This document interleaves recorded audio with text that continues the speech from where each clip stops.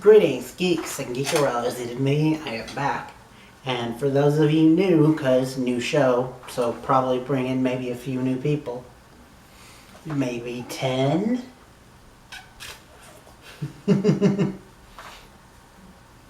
Subtle plug for getting close to hitting 100.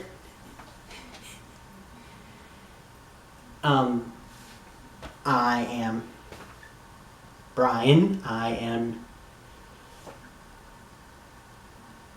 nerd, geek, however you want to say it. I'm probably both.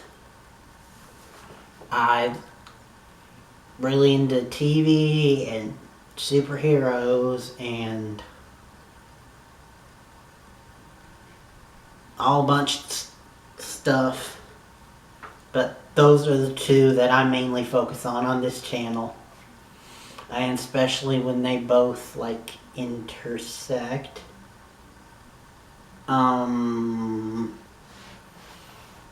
Trying to keep it PG here. Anywho,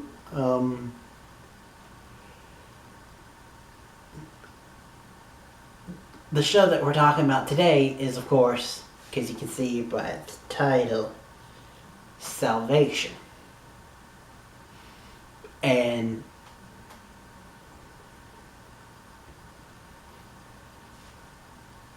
for those of you that might not know, earlier today I put out a video where I sort of non-spoilery talked about season 1. I avoided spoilers as much as I could because I wanted you to see it for yourself. Hopefully you have, or you're new, hopefully new people that like this show, because I hope this show gets some merit, because I want to see it go on for a couple more seasons at least. Especially because the way that this show keeps going and building, I think we could reach a day where it's just turned to hard sci-fi, either with an apocalypse thing or the meteor turning out to be an alien ship or something. But anyway, if you want to go see that video about season 1, I'll try to remember to put a card up somewhere. Don't remember which way it is.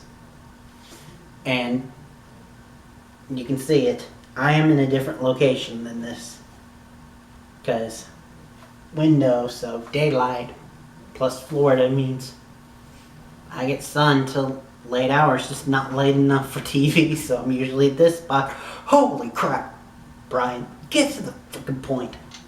Anywho, so let's talk about this episode. Of course, spoiler warning, if you haven't seen it, go watch it, come back, and let's get into this. Alright? And I'm gonna just do normal how I do episode recaps, and from here on out I'm assuming that you've seen season 1. So we start off with the bunker crew. Harris, Grace, Julian, and a couple other random people, which apparently includes bartender chick that Harris had interactions with last season. So that doesn't get awkward at all. But as the days go on, we see day 1 where they're all adjusting. If one guy freaks out, then day 2, the guy who freaked out apologizes and offers to take over for security for the place. Meanwhile, Grace is seeing visions of, I just saw her name, but I'm blanking on it, the chick that she shot and killed last season. So she's definitely having killer's remorse type PTSD kinda, maybe. But anyway, things seem to be fine though, because apparently bartender chick was one of the chosen ones from Darius, because she's apparently really good with plants and is actually studying at the college, at the prestigious, I think it's MIT. But she's studying there, and she's doing bartending to pay the bills. So she helps build their plants and stuff, because they're all expecting to be there for 30 days at least, because that's how long the bunker's going to be shut off for, supposedly. And things go fine. That is until we reach day 4, where unfortunately security dude dies. But he doesn't just die. He falls off of a high ledge thing in the bunker, which is like, why the hell is he all the way up there? At first they think that he killed himself, but of course he didn't, because that's the show. The show, there's always conspiracies. So, which it's definitely not. Probably going to be bartender chick. So we see them, and episode 5, they're starting to try to deal with the body and deal with the whole situation.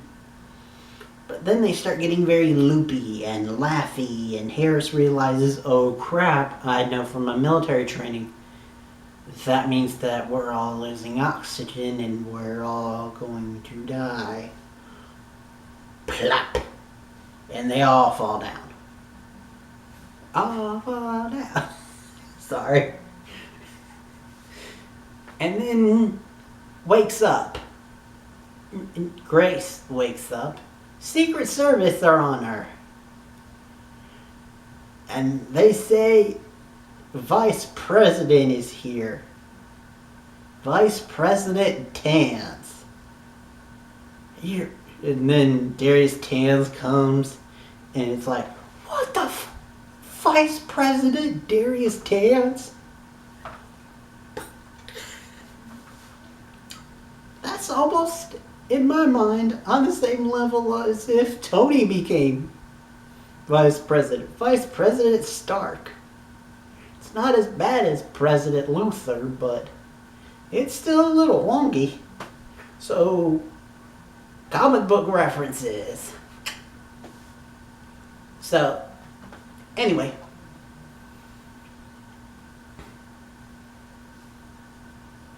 We go on and we see what happened to the crew above ground. With Liam and Darius. And we see that at the end of the last season, Russia sent out 4 nukes.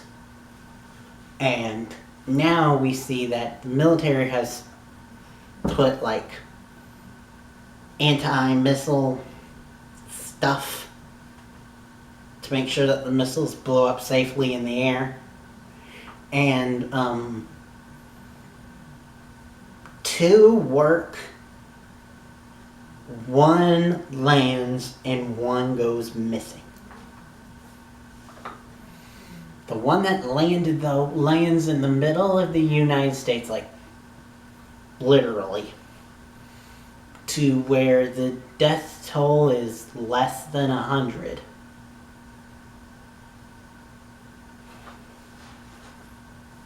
And it's not in a very populated place. So the nuclear fallout shouldn't be too bad. And then they're like, what the fuck?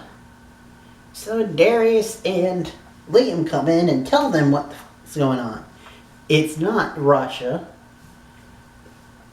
that sent out the nukes and that sent them to the designated spots. It was a hacker group, Resist. And they purposefully let one go into the atmosphere, and they've got it hovering or something, and they've got it basically saying that if any nation doesn't apply to their demands, they'll nuke them. because apparently this one was the super nuke. It had a lot of warheads on it. And so they're like, oh shit, we need to do something. And of course, hacker group Resist comes out. They don't say that they're demands, but they claim responsibility, and they tell the whole freaking world about the meteor. So it's out in the public now. So public outcry. But luckily, Darius, at one really tense hotspot, stands on a car and gives an awesome speech and lowers everyone's tension down. And of course, someone was filming, because of course they are. And it went viral, because of course it did. And so because of this, Madam President gets an idea in her head. We need a vice president, and we need someone that can think outside the box. Well, right around this time, Resist give their demands. They want all of the greatest minds in the world, minus Darius, but including Liam, and they want Tan's Industries as their hideout, as their headquarters, and apparently they want to force the greatest minds in the world to come up with a solution for the meteor. So they are like a terrorist group that is strong-arming the world to doing what they want, which is saving the world. So it's kind of like gray area maybe, but still they're terrorists. And we also find out that they had a backdoor trap in there. They left, sorry, I'm not that good with tech, so let me get this right. They left a back door open for like Liam or someone to hack into, but it was also booby trapped so that if they did, the world's greatest nations would get hit by several different warheads that are within the missile that they're holding hostage. So, nope, they can't do that. So they've kind of basically got to give up and give in to their demands. And so basically they're not left with any other options, so they have to, which makes me think that someone at Resist has a personal grudge against Darius. Given that it's John Noble, I wouldn't be surprised if it's his uncle.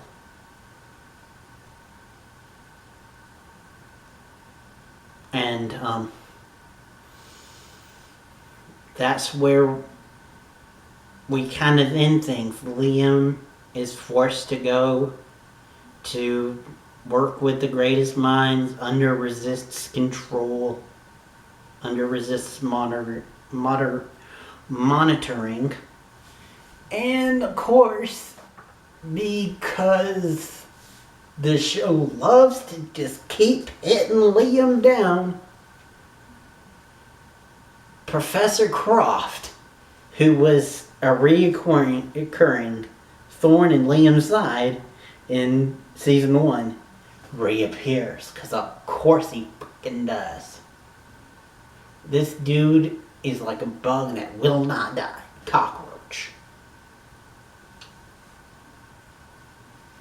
Anywho. Also several other stuff go on, like Julian gets offered to get a promotion from Darius and like work as the vice president's assistant because his real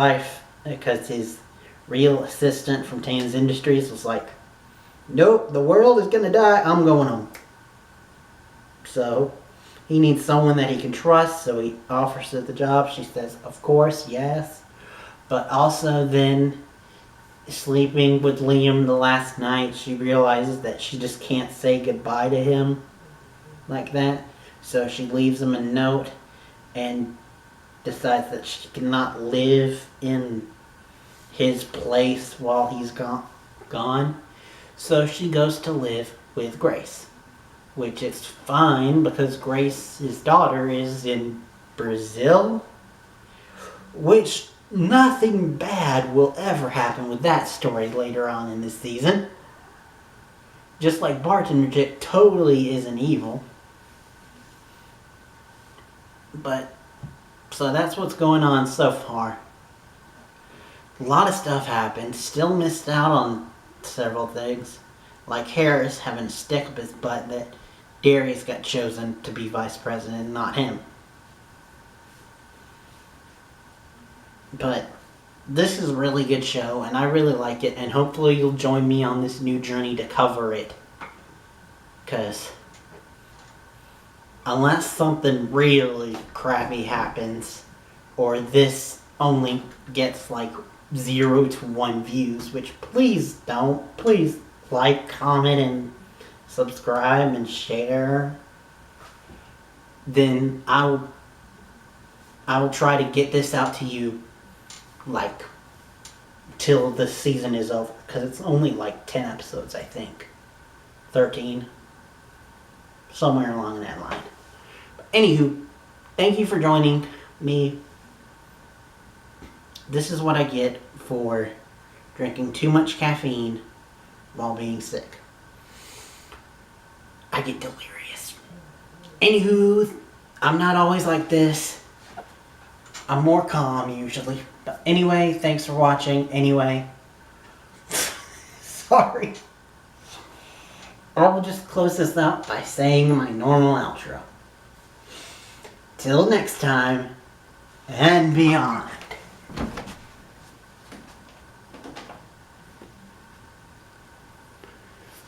What the hell is wrong with me?